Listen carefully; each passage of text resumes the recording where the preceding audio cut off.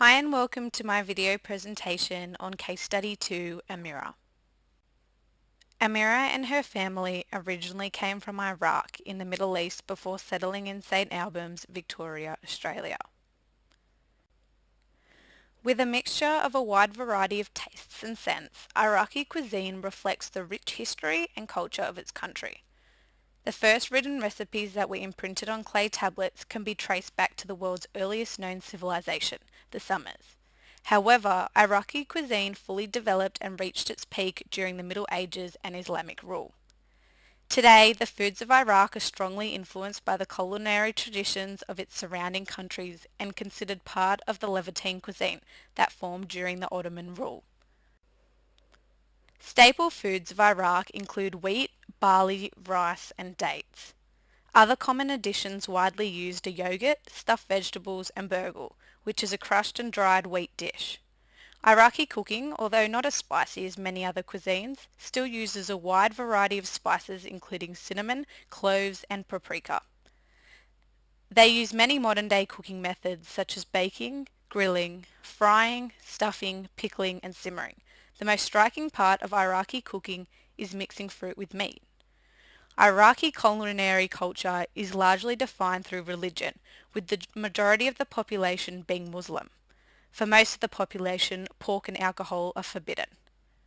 Among more specific celebrations, Eid al-Fitr is an event filled with numerous foods which differ from region to region, although generally consist of a variety of meats as the base, with other grains and vegetables on the side. This celebration occurs immediately after Ramadan, a religious holiday that requires fasting for 30 days. Iraq's rich and varied culture has been strongly influenced by its neighbouring countries, Iran, Turkey and Syria. These people encourage the heavier use of rice, fruit, lamb, chicken and the greater use of dairy products. Iraq is one of the major date producers in the world. 9.5 million hectares in Iraq is cultivatable. Dates are consumed in Iraq in large amounts due to its large availability in comparison to Australia. They are traditionally consumed for dessert with a coffee. Due to rice being a staple food in Iraq, 90% of rice consumption is imported. This graph shows the amount of rice available for consumption in terms of kilogram per head per year. It indicates that on average there is significantly more rice available for consumption in Iraq than in Australia. However, Australia still shows a steady increase over the years. The main reason for the large increase of refugees that fled Iraq to Australia was the US-led invasion war in 2003. According to Home Affairs Australia, at the end of June 2014, 63,860 people born in Iraq were living in Australia, 38% more than the 2006 census. These figures are equal to 1% of Australia's population born overseas and 0.3% of Australia's total population. The median age of Iraq-born migrants in 2014 was 37.5 years, which was within 0.2 years of Australia's general population. Males outnumbered females slightly at 52% compared with 48%.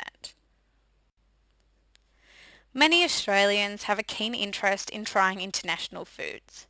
Two specific Iraqi cuisine blogs, Add a Little Lemon by Sarah Ahmed and Fig Tree Roots by Yasmin Mirza Farina, use their websites and additional social media platforms such as Facebook and Instagram to create a presence of the Iraqi cuisine in Australia. Through a combination of real-life stories and recipes, they showcase the essence of who they are, what they have experienced and where they have been. This showcase allows expansive exposure of Iraq's food culture to those living in Australia. Iraqi cuisine has infiltrated the broader Australian food environment and become mainstream through the large Iraqi immigration into Australia.